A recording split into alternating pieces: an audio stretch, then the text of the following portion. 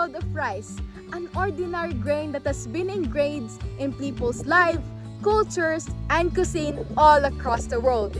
We set on a journey to investigate the rich and dynamic history of rice, as well as its culture, economic, and political impacts in this documentary, with an emphasis on how it shaped the Philippines. As we journey through the fields, we welcome you to discover the many facets of rice, from the fada fields to the kitchen table, from traditional rituals to modern issues. Get ready to be engrossed in the sights, sounds, and tales of rice, a documentary that aims to honor the remarkable journey of a common grain and its ongoing influence on the way of life in the Philippines. Did you know that rice may be as old as 130 million years? Although there are few records to support this assertion, experts believe it spread as wildgrass through Gondwana land, the supercontinent that later split into Asia, Africa, Australia, and Antarctica. Today, over 3.5 billion people, especially Asia, depends on rice as a primary meal. The Philippines, with its rich agricultural heritage, has a deeply entwined relationship with rice, shaping its social, cultural, and economic landscape. Rice cultivation in the Philippines dates back thousands of years, with structures like the Banawe rice terraces standing as testament to the ingenuity of indigenous communities. Rice was not just a crop, it held a social, economic, and spiritual significance. Taxation in rice quantities, ritualistic harvest, and beliefs in spirits dwelling within rice grains all played a part in shaping the Filipino connection with this staple. However, challenges arose, such as rice shortage due to increased consumption by elites and the impact of Japanese army slaughtering a significant portion of the Carabao population. The 20th century marked a significant transformation in Philippines' rice agriculture. The Green Revolution, with its focus on high-yielding varieties, modern farming techniques, and infrastructure development, brought both increased productivity. Preference shifted toward high-yielding varieties, emphasizing functionality over taste. Rice is essential to Filipinos and other Asians, despite the availability of other staple foods such as noodles and bread. Rice remains the primary meal choice in the Philippines. Rice, also known as palay, bigas, and kanin in the Philippines, is much more than just sustenance.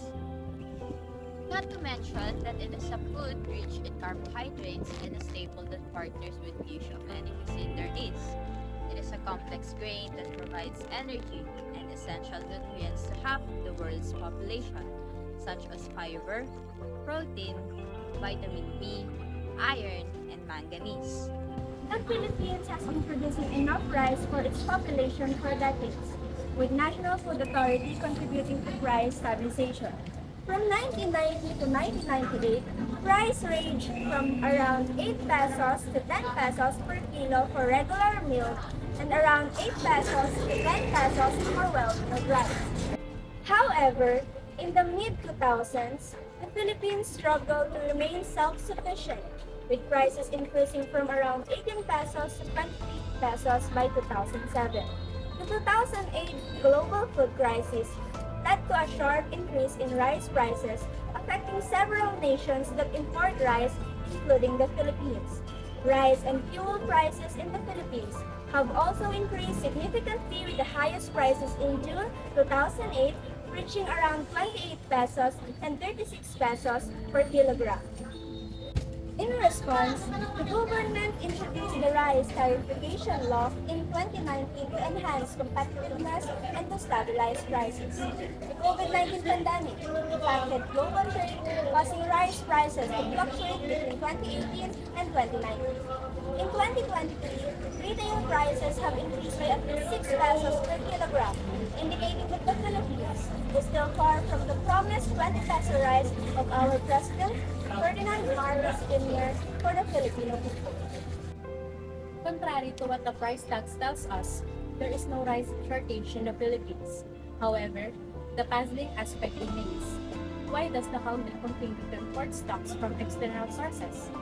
The escalating prices of goods are a matter of significant concern. impacting not only consumers but also vendors alike. So, let's delve into the matter of rice from the perspectives of both buyers, suppliers, and farmers. Pag taas ng presyo ng bigas, apektado kami dahil ang palay hindi nataas ang presyo. Lugi kami. Taas ang abono, pero ang pambomba, ang spray. Pinakamahirap yan, ang mga traktor. Kaya araw-araw namin bago tuturugin pa yung lupa, bago pa sila tatamnan. Ang pagbabago ng palay, pamahal nga ng pamahal ang bigas. Ang palay naman, hindi nataas. Kaya ganun pa rin po. Ganun pa rin. Ngayon ito, naikisa ka kami. Yung may-ari, isa tatlo. Halimbawa naka 100 balde, 30 ang kanila, 70 ang amin. Pagbabago ng presyo ng bigas ay napakalaking epekto ng mga mamimili. Maraming naglalaglang, sobrang taas. Bakit ang taas ng bigas? Bakit hindi na bumaba? Minsan umaabot sa maraming lalo na mahal na pang kailangan namin magtaas din. Kasi kung mataas ang presyo ng bigas na dadating sa amin, tapos mababa namin ibibenta, lugi kami. Maraming mamimili na talagang apektado. Unang-una, lalo na yung dapat lang makita, hindi sila makabili ng marami yan. Hindi rin kami maka-order ng marami yan dahil gusto ko na lang ibalik yung lahat na nasa level lang yung taas ang presyo ng mga bibili, matigas. At least lahat ng bibili lahat kayang bumili. In the heart of the Philippines, rice transcends mere sustenance. It holds a significant cultural dimension in many societies and weaves a tapestry of cultural richness. In our country, the traditions and celebrations often feature rice. It flavors diverse meals, and it is found at the core of Philippine cuisine, embodying culinary traditions that echo through generations.